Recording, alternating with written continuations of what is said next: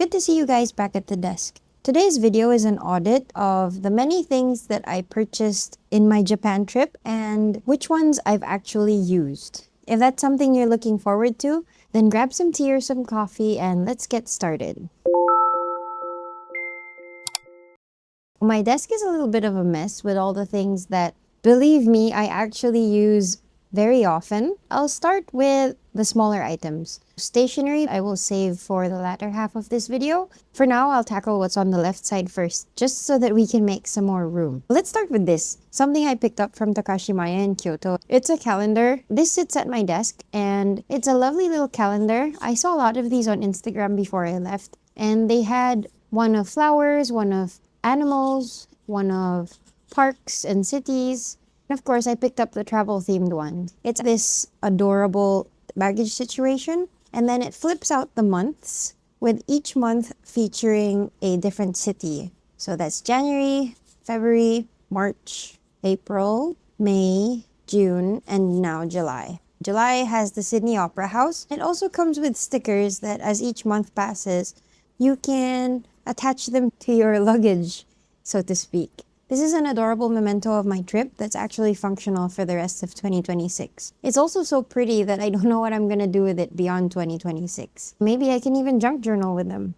I did a bunch of things in my Japan trip, including head to one of Kyoto's largest handmade flea markets, and I'd like to show you what I picked up there first. Majority of what I picked up there were gifts, so what remains with me were the little bric-a-bracs and items that I thought I would use for the long term, which thankfully have survived me for the past few months. Girly things, really quickly. An adorable pair of earrings, because when I got to Kyoto, I realized I forgot to pack any. I made a beeline for this stall that had various kinds of wood fashioned into jewelry, accessories, table trays, etc. I believe these are 3 different kinds of wood integrated into the piece. The man at the stall selling them was just super kind too. That's one of the things I love about the Hyakumanben Chionji flea market. I have a separate video of that if you'd like to check it out. The other pair of earrings I picked up at the same market are these. It's 2 different kinds of gemstones blended with the kintsugi technique. Kintsugi uses gold leaf to join broken pieces of pottery together with the concept of creating something more beautiful out of the brokenness. I believe it has a deeper concept of our lowest moments can produce our greatest strengths. I really like what that meant, as well as how the earrings looked on me. That's another keepsake that I've been using heavily over the past few months for those who are planning to go to Japan. Next is a necessity, which is a coin purse. While most major cities do accept cards, several stalls, including the ones at the flea market, only really take cash. Throughout the days, you'll find that you amass a lot of coins. I found this adorable kiss lock type pouch, which actually fit more coins than I thought. And it had this really cute daifuku and bird pattern made of a really sturdy cloth. I don't really use coins in my day-to-day life, but I keep this for all future trips to Japan when I know I'll be amassing a lot of coins. I did pick up a lot more at the market, but most of them have been given away as gifts. There was a stall with these adorable hand-painted postcards and bags and totes and accessories. Most of them were animal themed. When I go through the postcards, I'll be showing the tiger, which was from the same stall. This adorable zipper pouch with this nice gingham cloth inside, a really high quality zipper, and the hand-painted otter on the front was just too cute for me to pass up. As a side note, these items at the flea market, you can haggle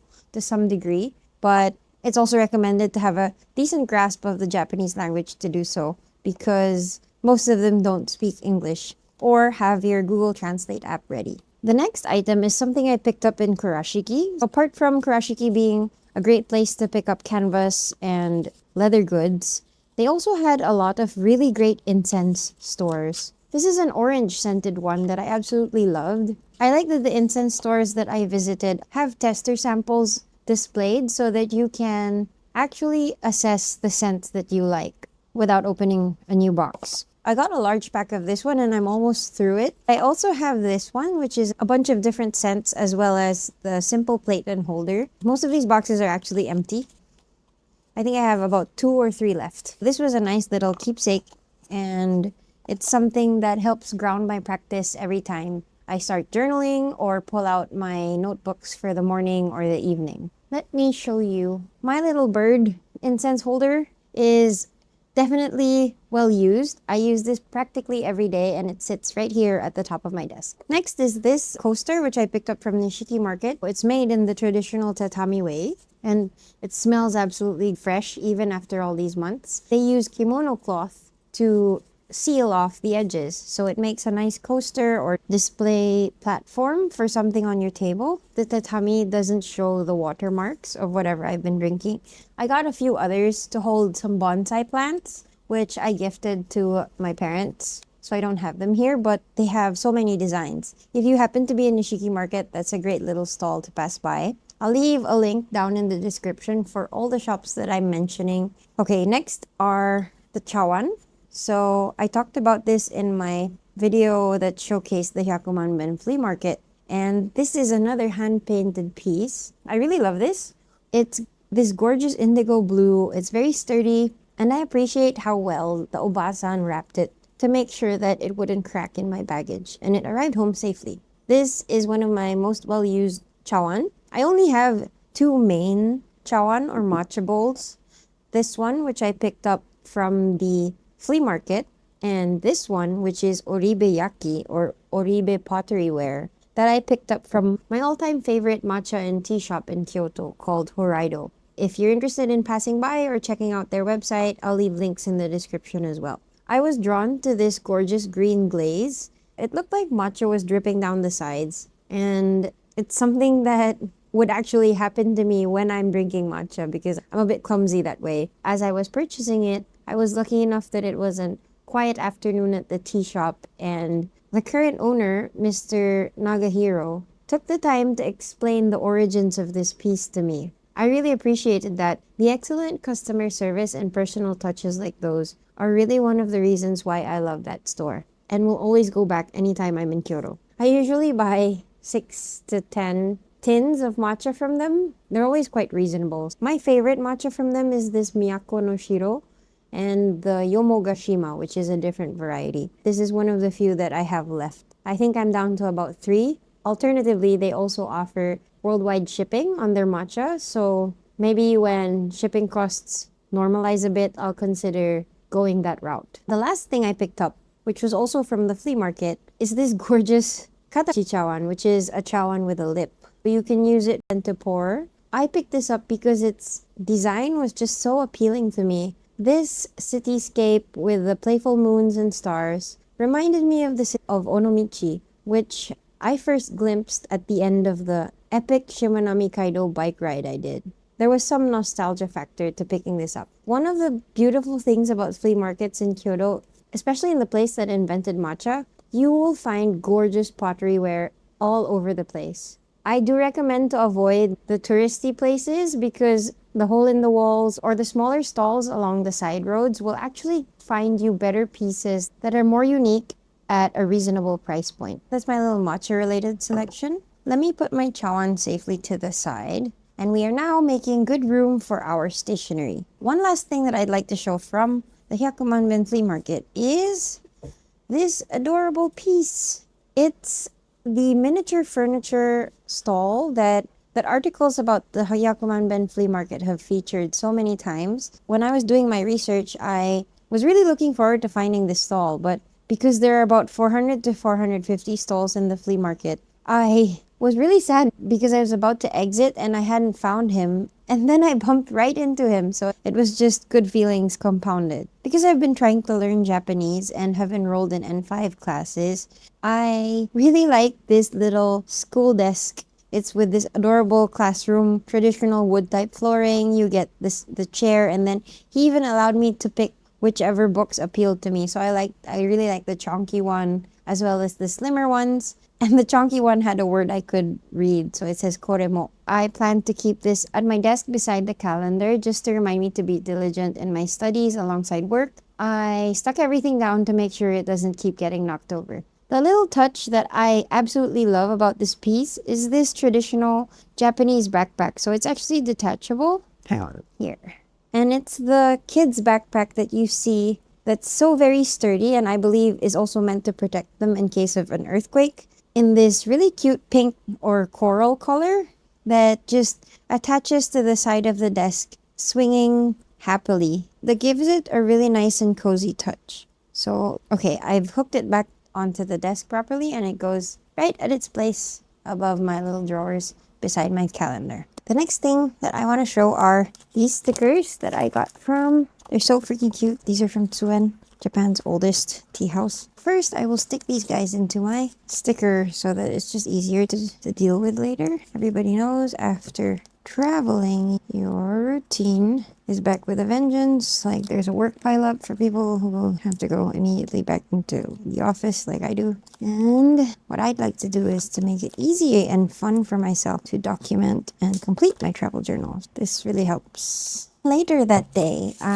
which will be really useful, passed by Kyoto University. And I swung by the museum and they had a bunch of nice stuff. I got a little mug for my brother.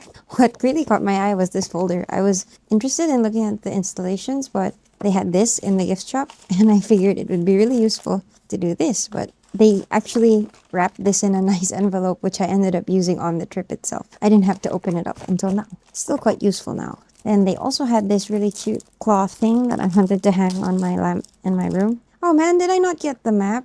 I got a world map, I thought. So I guess I didn't. I guess I put it back. Because it was cash only. I wasn't sure if I had enough cash because I just came from the flea market and bought so much. This was just such a gorgeous Japan blue. And then its various constellations. So Ursa Major, Cancer, Cassiopeia, Draco, Hercules, Lyra, Sagittarius, which is my sign. Now to the much awaited part. Let's go through our ink selection first. Editing me will probably overlay a swatch video just so you can see. I tried to be as intentional with the inks as possible. I picked up Tag Stationery ink. These are a bit harder to source, I think, outside of Japan, but I really love how natural yet vibrant the colors are. They're well thought out in terms of theme, and they behave really well in my pens. They're nice and juicy without taking too long to dry. I picked up the Kyoto line, which are the best selected colors of Kyoto. The first one is Flaming Red of Fushimi Inari, which is one of Kyoto's most recognizable temples. The next one is this gorgeous cobblestone green, translates to Stone Road of Gion. I also picked up the lights of Higashiyama, the pagoda,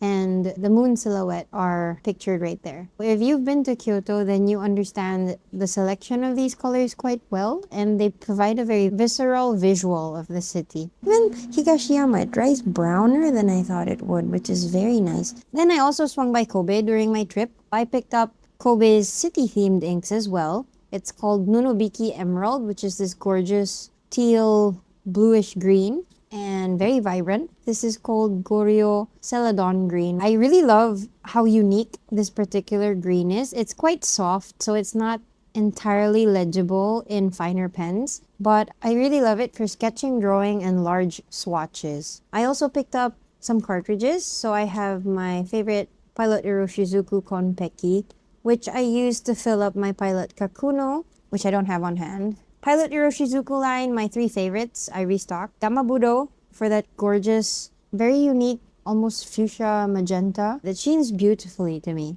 Then the very famous and well-loved Konpeki and Momiji, which I have sealed because I went on a trip with this bottle and I didn't want it to spill all over my baggage. So yeah, Momiji is also well-loved and it's a very good representation of what fall in Japan is like. Then I also picked up from Takashimaya, this is the dominant industry maple because it was fall during that trip. Then my absolute favorite bright red, which is Sailor Irori. This holds a special place in my heart because my fall trip to Japan featured experiencing an Irori which wasn't on the itinerary and was just such a pleasant surprise. And this is how maple dried down, so it's a nice sort of drier, browner. It's coming off sort of orange on camera, but it's more like a deep brown, natural brown, really much like a maple leaf. This was the driest one that I wrote with, but not too bad. This is Sailor Shikiori Irori. I really love how bright red, almost lipstick red it is with some gold sheen in the areas that pooled at the borders of the letters. It evokes the memories of sitting at a traditional Japanese hearth. Dominant Industries maple, again, the dryness of this ink is showing up here, but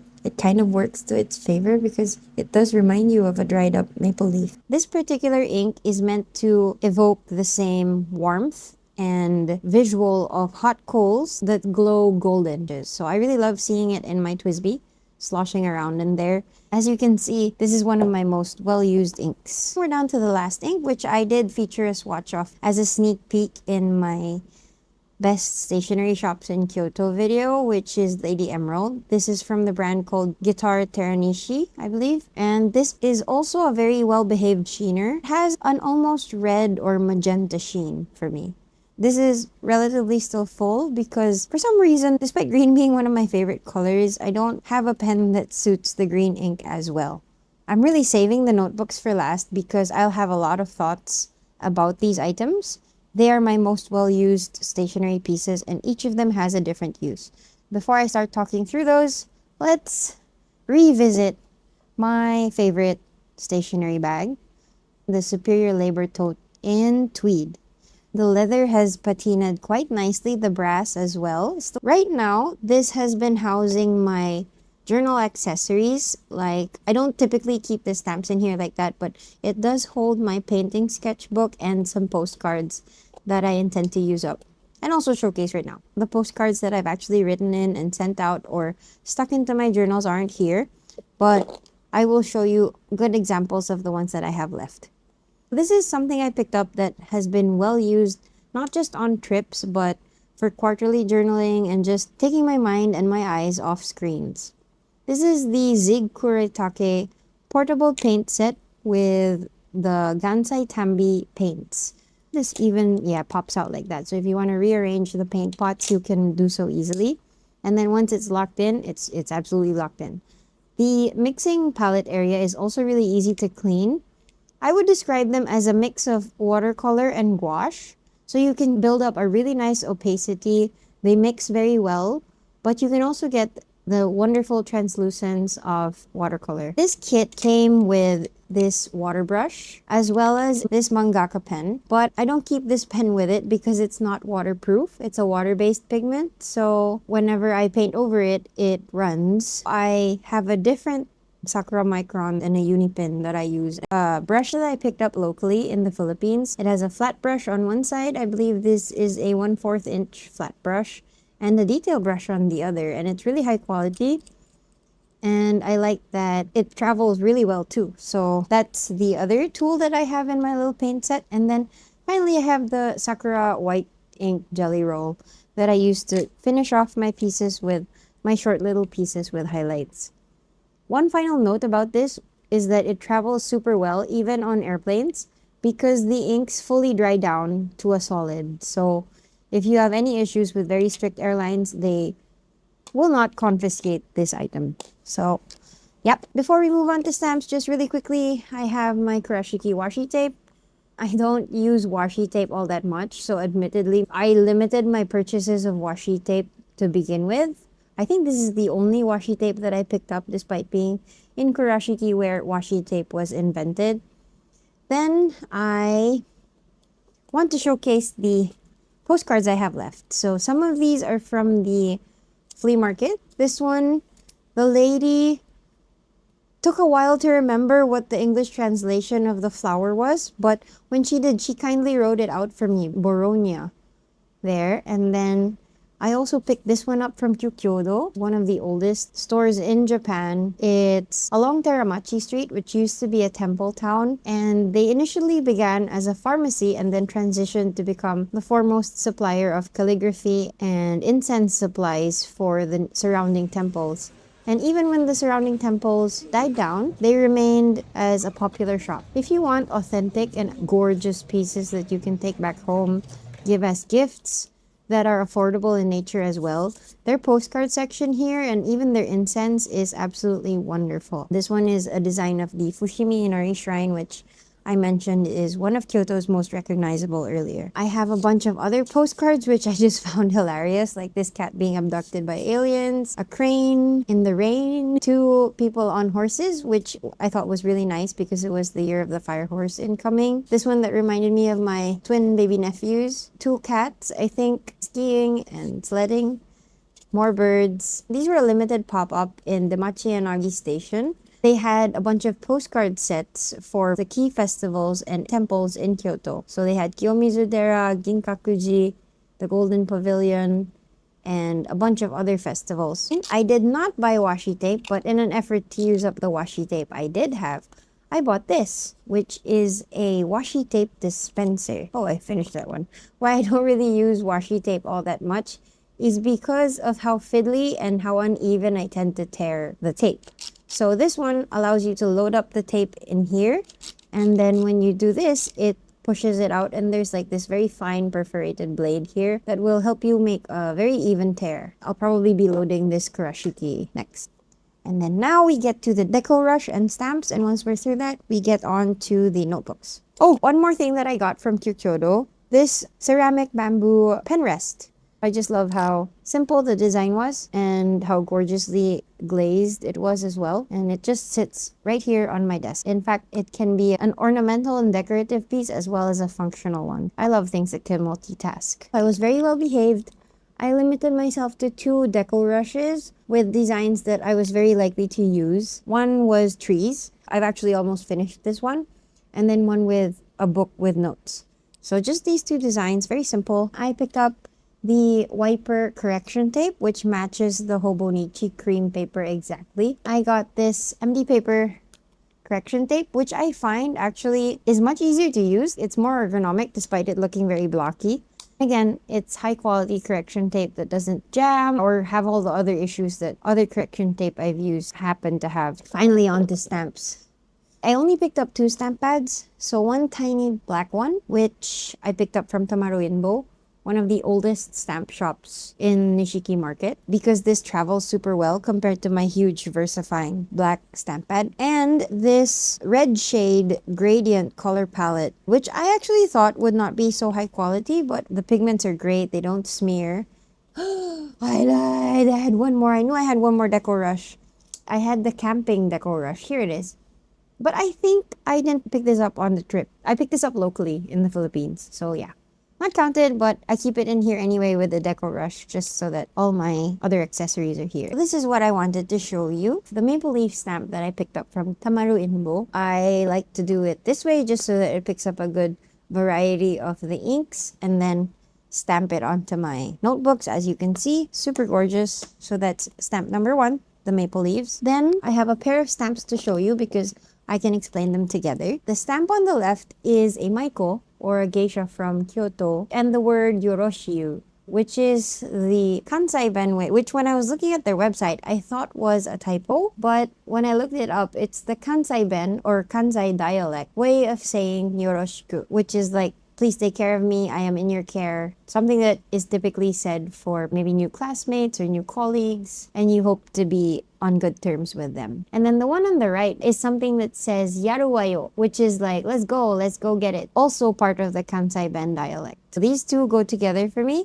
and they feature sort of different moods whenever I'm journaling. One that's a bit more hopeful, forward-looking, and then one that's really like enthusiastic, which are 2 moods that I often fall into. Also, I'll just show you all the Tamaru stamps. I really love their tiny stamps because they can adorn even my Hobonichi weeks. I accidentally picked up 2 of the paw stamps, these 2. One big one and one small one. I didn't realize until I was unwrapping my purchases, but I've actually had good use out of both. I tend to use this one in my traveler's notebooks, and I tend to use this one in my weekly journals.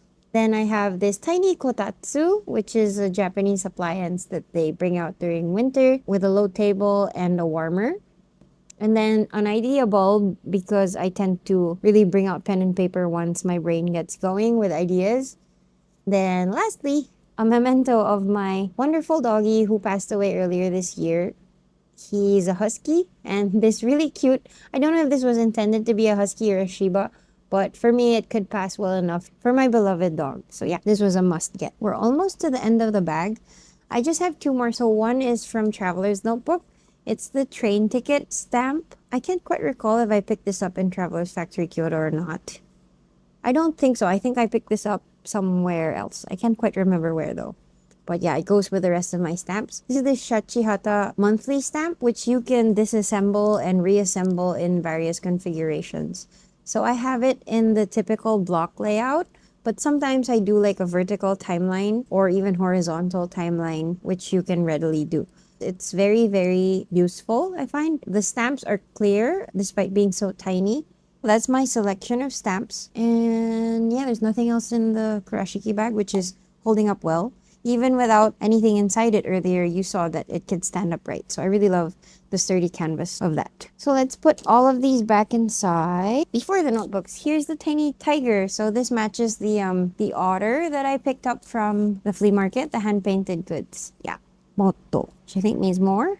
I don't know if it's moro as in the English word or motto as in the Japanese word, but I really like the art style. That's that. Now, how are we going to do the notebooks? Let's talk Hobonichi first. My love for Traveler's Notebook is not a secret, and I will have much to say about these pieces. I didn't get to go to Tobichi, but I'm glad that Loft had a great selection of stationery. Last year, I had already been using my passport-sized Traveler's Notebook, which you might think that the elastic band looks different because I'm using a plotter vertical band, and I made some edits and customizations myself to this cover. So I figured that this passport traveler size works really well for me. And I wanted to see if the Hobonichi system that's just slightly bigger in A6 could work out. So this is the Hana cover, which I found the meaning of the calligraphy so beautiful. I didn't know until I looked into it that the calligraphy featured here are actually done on a huge, gigantic scale. So they're by Yuichi Inoue. And it comes with this really bright, happy yellow and cream pockets inside. Then I also got a plastic cover just to protect the Hana cover because it's very white and I'm prone to spills and I really abuse my stuff, so I'd be tossing it in my bag. And good thing too, because I don't know if you can see, but my puppy nibbled my notebook. So it's a good thing his teeth marks are only on the plastic cover and it didn't get to the actual Hana cover. So there's pictures of my 11-year-old dog that passed and then my new puppy. I'd like to talk about this A6 system for a bit.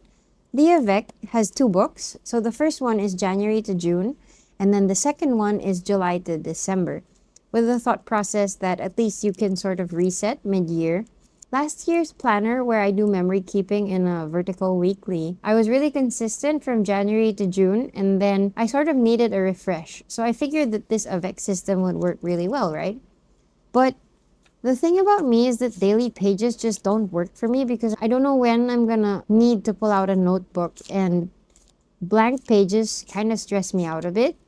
So early in the year, I was able to use this, but as you can see, the layouts were quite different each time. Some days I would even just sketch. There was just too much pressure to fill up the missed pages. Then I didn't want to write on a different date. By the time June rolled around, you can see that these remain blank. So I'm probably going to go back into this and just sketch because I do like the paper and I love the different colors that Hobonichi uses. But yeah, the A6 unfortunately so far has not worked out for me. I even got this blank Hobonichi notebook to complement it because I was thinking maybe it's the fact that there are dates, but I don't know, maybe the size was just a bit too big to be an everyday carry. For now, this has been shelved. Alongside the Hana calligraphy cover, I was able to pick up this gorgeous Mina per Honen cover, which I had planned to switch out to once the second half of the year hit. It's this bright happy yellow with this beautiful hand-stitched cloth and the leatherette interiors with the card pockets. I will also try to see if the plastic cover on the Hana cover fits well on the Mina Perhonen because I just don't want this gorgeous cloth to get too damaged or dirty. I have this spray, which I often spray my canvas notebook covers, anti-stain and anti-spill. So I'll probably do one coat of that before I put the plastic on, just to be absolutely sure. So those are my two Hobonichi experiments from this trip. For those of you who've seen my shorts, I do use and have used for years the Hobonichi Weeks. I have been using this gorgeous Tragen red cover, which has the zipper pocket for supplies, and this lives on my office desk. This is an example of something I've sprayed with the anti-stain, and it's worked out pretty well. It hasn't really gathered as much dirt despite being used and abused on the weekdays. And I have this superior labor tag in natural leather, which is patinaing quite nicely. You can see that it's darkened compared to the original natural leather when I first got it. So I won't go into too much detail on my weeks. I've covered this in my Techo Kaigi, so check that video out if you're interested in my notebook system. This is also from the same parent brand as Traveler's Notebook. They're all under the Designfil umbrella. But this remains under the original Midori brand and features that gorgeous MD cream paper that's just as smooth to write on as the famous Tomoe River paper. So I had purchased this 2-page per day diary. It's a dated one for 2026. And it also has this really nice minimalist monthly layout.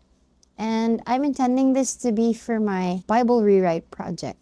So I'm still on Genesis, but I hope that by the year ends, I'd have finished rewriting at least the Old Testament. So by the end of the year, I should be able to report back on how this little thing has fared. Size-wise, it doesn't fit in the Hobonichi covers because it's too chunky. Let me show you. I was hoping it would, which is actually why I bought 2 A6 covers.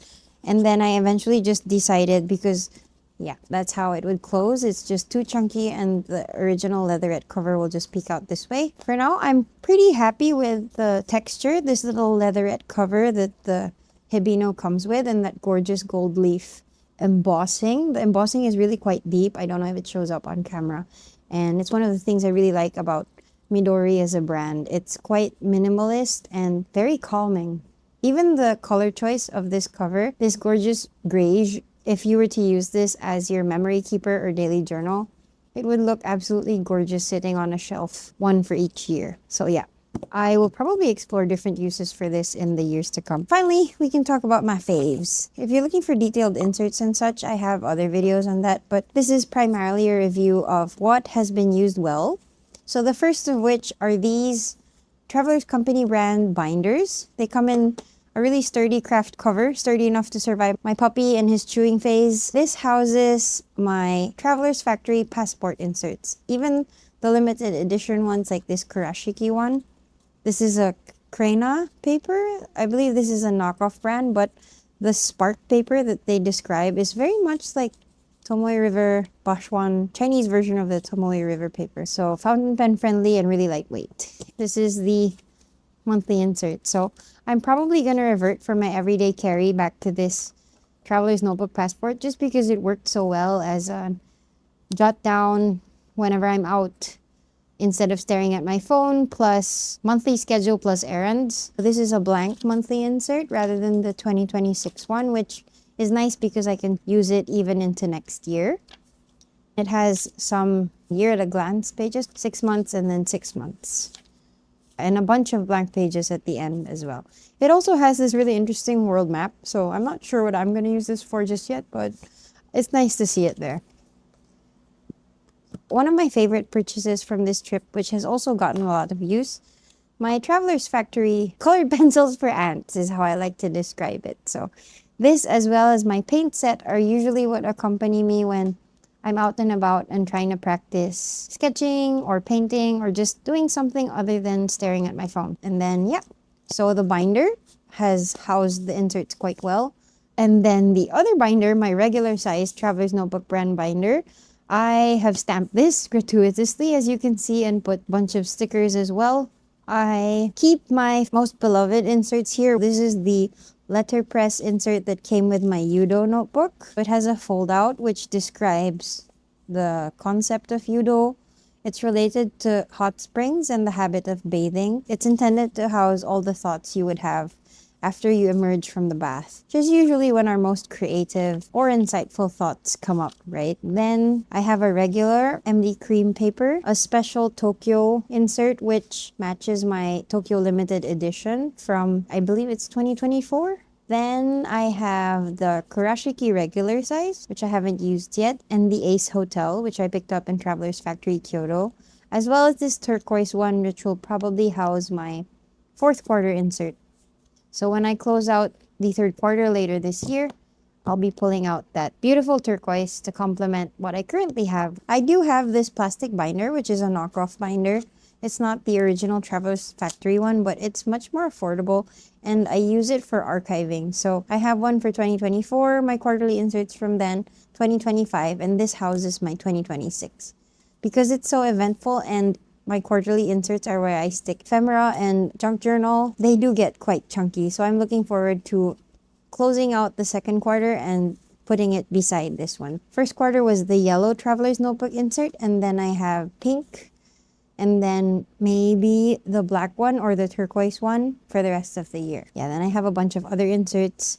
I picked this up from Traveler's Factory Kyoto as well. It's the Keibunsha collaboration with Traveler's Factory that features these really cute stamp-looking things in this glossy embossing. So you have interesting features around Kyoto.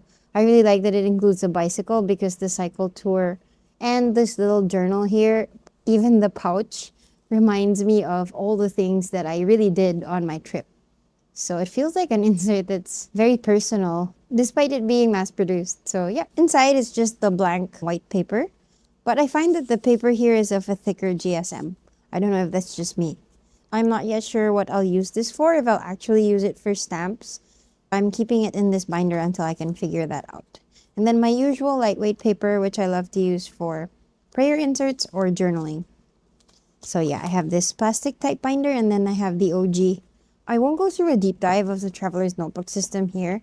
I have a dedicated video just showcasing all the different use cases and, in a way, justifications for why I have so many. And I honestly actually use them all.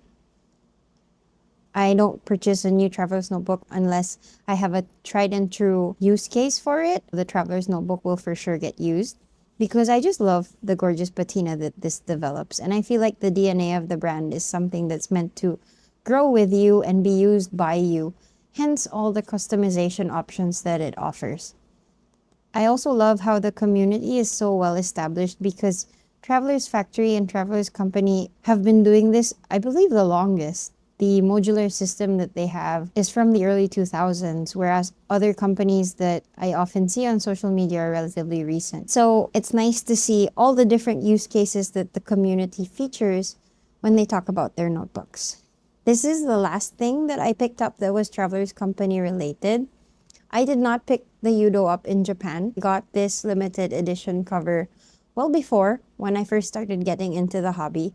What I did pick up from my trip was this little Yosegi charm. So it's this nice wooden piece which has 2 holes on the side that allows you to string it through the elastic of your Traveler's Notebook. I believe this features 3 different kinds of wood, different types of maple, I think, or cherry wood. I'm not entirely sure, but I really like the pattern and how it complements the gorgeous blue of one of my favorite Traveler's Notebook covers. And of course, my little Traveler's Factory bear. I think this is the Bentley and Joe bear. And instead of a fish, I got the one that has the little red notebook in its mouth. So yeah, I think the white polar bear complements the blue really well. There, that's my simple haul. I also talked about this in another video. I picked this up when I was in Kurashiki, but forgot to stamp the Kurashiki stamp. It's the Partner Shop passport insert. And I got the Kyoto stamps in the Kyoto section. So I look forward to visiting more Traveler's Company partner shops around the world and around Japan and filling this up as a nice little memento of where I've been.